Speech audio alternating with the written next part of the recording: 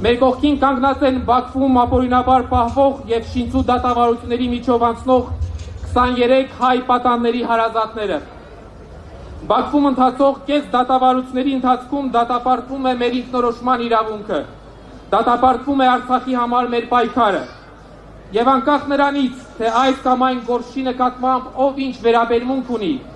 մենք ուղղակի պարտավոր ենք թեև և թիկունք լինել մեր պատանների հարազատներին և պահանջել Հայաստանի Հանրապետության կառավարությունից և միջազգային հանրությունից ներդնել արդյունավետ և տեսանելի ջանքեր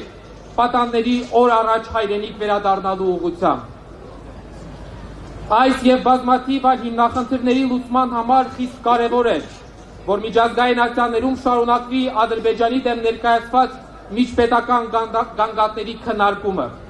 Ուստի մենք պահանջում ենք, որ Հայաստանի իշխանությունները որևէ կերպ չհրաժարվեն այդ գանգատներից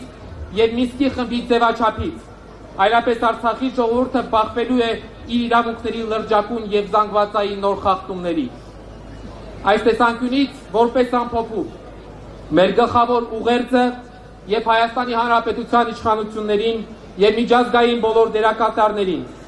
որ ոչ ոք իրավունք չունի Արցախի ժողովրդի ճակատագրի վերաբերյալ որոշումներ կայացնել